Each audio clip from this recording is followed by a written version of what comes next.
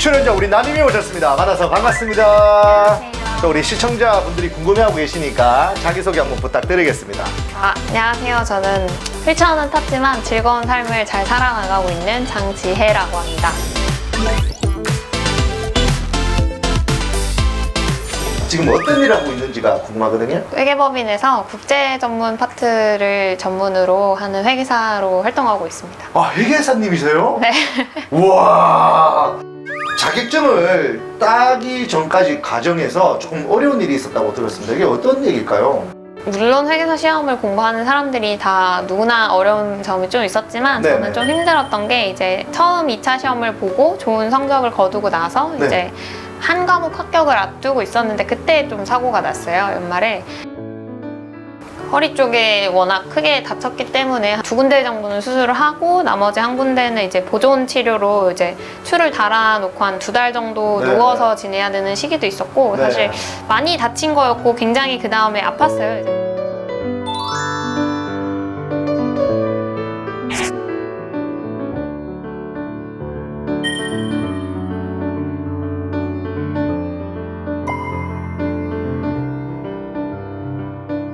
제가 12월에 사고가 났는데 이제 다음 시험은 6월에 있는 상황이었고 그 네. 기간 동안에는 계속 이제 재활을 치료를 했어야 됐기 때문에 네. 그래서 사실상 시험 공부를 할 수 없다라고 네. 생각이 들었는데 네. 이제 시험을 한 달 정도 앞두고 있을 때 이제 전화가 왔어요.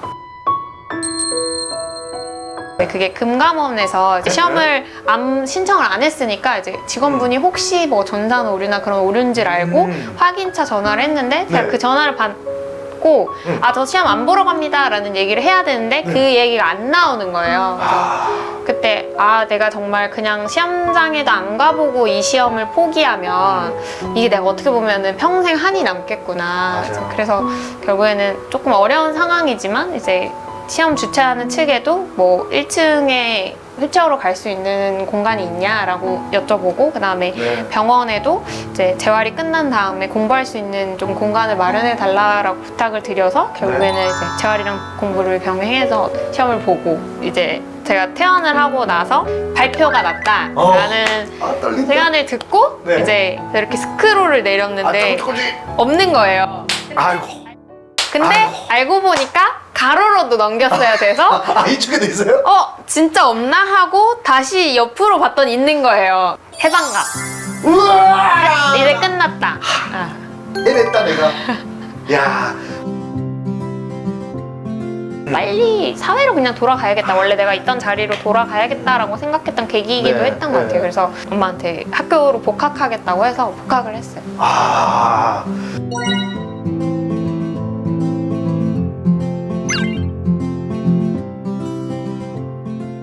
아직도 좀 생생하게 기억에 남는 건 지하철에서 퇴근을 하고 친구를 만나러 가는 길이었어요.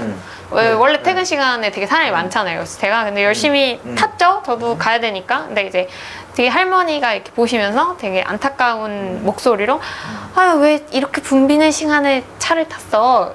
그냥 그래서 뭐지? 라고 생각했어요. 나는 지금 타면 안 되나? 라고 생각했던 게 이제 그분의 생각으로는 휠체어를 타고 그냥 똑같은 직장에 다닌다라는 거를 생각을 못 하셨던 거겠죠. 그렇게 구분이 좀 돼 있으신 것 같아요. 장애인이 사는 세계, 비장애인이 사는 세계. 지금 하고 있는 현장에서는 뭐 크게 불편함을 느끼거나 그러지는 않습니까? 제가 회사를 다니면서 굉장히 다행이라고 생각하는 부분이 화장실이에요. 이게 들어가지 않는 공간도 되게 많아요. 네. 그러면 이제 문 열고 볼 수는 네. 없잖아요. 히든 피겨스라는 영화에서 1960년, 70년대 나사에서 미국에서 네.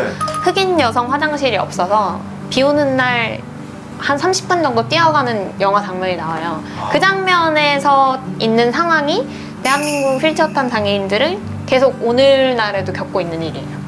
뭐 화장실은 아주 작은 부분에 불과하고 네. 되게 멋진 팀원분들이 많이 계신 팀이에요. 네. 전혀 제 장애를 무의미하게 바라봐 주시는 분들이 우선 있으신 분이고요. 네. 저와 같은 지체장애를 가진 분들뿐만 아니라 청각장애라던가 지적장애를 가진 바리스타 분들도 활동할 수 있는 사내 카페를 운영하고 있어요. 똑같은 사회 구성원으로 봐주는 시선이 모든 평등의 시작인 것 같아요.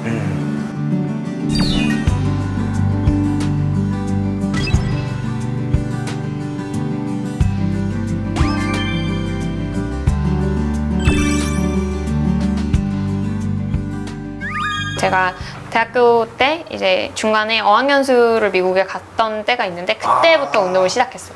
한국에서 복학을 하고 저는 어딘가를 가면 한 그런 생각을 되게 많이 했어야 돼요. 내가 너무 욕심 부리는 거 아닐까? 네. 근데 미국에 가니까 제가 욕심을 낸다고 생각했던 게 너무 당연한 거예요. 예를 들면 버스 타고 학교 가기, 그리고 택시 그냥 혼자 타기, 그런 거. 인프라가 다 준비가 돼 있어요. 예를 들면 이제 버스를 타면 버스 기사님이 다 뭐 휠체어 같은 거 다 조작을 해주시고 네네네. 편의시설을 다 해주신다던가, 사람들 자체도 아, 왜 휠체어를 타고 이거를 하려고 하지? 라는 것보다는 너도 당연히 할 수 있지 라는 생각이 되게 많았어요. 그래서 그렇게 보니까 여기서 내가 운동을 하는 것도 전혀 무리가 없지 않을까? 여기서는 배워볼 수 있지 않을까? 라고 생각하면서 아파트에 있는 헬스장을 갔어요. 우리나라에서 네. 휠체어를 타셔서 좀 어려울 것 같아요 네. 라는 반응을 많이 들었는데 거기는 어머 고객님 오셨어요 약간 이런 반응인 거예요. 그래서 야. 전혀 이제 휠체어 탔지만 문제 없어 하면서 제가 휠체어 타고도 할 수 있는 운동, 앉아서 할 수 있는 운동을 많이 알려주셨어요. 그때 PT를 하고 나서 나도 하는 게 당연하구나 라를 생각해서 제가 한국에 돌아와서 네. 헬스장을 당당하게 가서 저 이것도 하고 이것도 하고 다 할 줄 알아요 하니까 그럼 한번 해볼까요? 라고 네. 했는데 되는 거예요, 운동이 네, 다. 네. 그래서 두 분의 PT 선생님을 만나서 작년에 결국에 바디프로필까지 찍었습니다. 아, 어떻게 보면 우리 나님이 계속 이런 활동을 해주셔야 네. 되는구나. 다 할 수 있습니다. 할 수 있구나. 그렇죠. 오.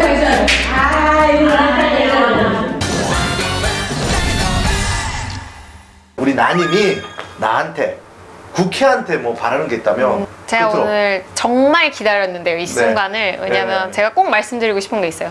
제가 말했던 화장실이나 다른 여러 가지 문제는 이미 알고 계실 거예요. 근데 그거 말고 또 다른 문제가 뭐가 있냐면 이제 우리나라에 되게 거대한 돈이 잠을 자고 있어요. 얼마 정도 될 것 같으세요? 거대하면 일단 그래도 1조 이상 넘어갈 것 같은데. 맞아요. 네? 1조 원 정도, 1조 원 훨씬 넘는 돈이 네. 잠자고 있는데 그 이름은 고용촉진기금이라고 특정 기준 이상의 회사들은 의무적으로 장애인을 고용해야 되는 퍼센티지가 있어요. 근데 그거를 네. 채우지 못하면 그만큼 인당 해당하는 벌금을 내야 돼요. 그렇게 해서 장애인을 똑같이 채용을 해라 라는 의미인데 그게 아니고 이제 벌금을 내는 거죠. 몇 년 동안 모여서 이제 네. 이게 1조가 된 거예요. 와. 장애인을 채용하려고 하는 기업들이 있어요. 실제로 제 주변에서도 인턴을 뽑고 싶은데 오히려 지원하는 분이 없어서 못 뽑는 경우가 많아요. 왜냐면은 제가 직장 생활을 하면서 어려웠던 거는 교통이고 내가 필요한 물품이 없는 환경이고 되게 포괄적으로 생활에 여러 어려움을 겪고 있거든요. 네. 근데 그때마다 그 어려움을 해결해 주기 위한 되게 여러 스타트업도 많아요. 근데 이렇게 그 스타트업이 근데 되게 힘들어 하시는 게 오히려 공적 자금에 대한 지원을 못 받으셔서 되게 힘든 생각이 있어요. 지금은 지급하는 성격이 뭐 보조기기 지급 아니면 장애인 직업 교육이라든지 굉장히 직업이라는 것에만 초점 맞춰서 되게 제한돼 있어요. 그 잠자고 있는 기금을 단순히 지원, 보조 성격이 아니라 우리나라의 인프라, 환경을 바꾸는데 좀 더 폭넓게 쓰일 수 있도록 좀 재원을 적극적으로 활용해 주셨으면 좋겠습니다. 모두 함께하는 대한민국을 위해 잠자고 있는 장애인 고용 촉진 기금을 적극적으로 활용할 수 있는 정책을 만들어 주세요.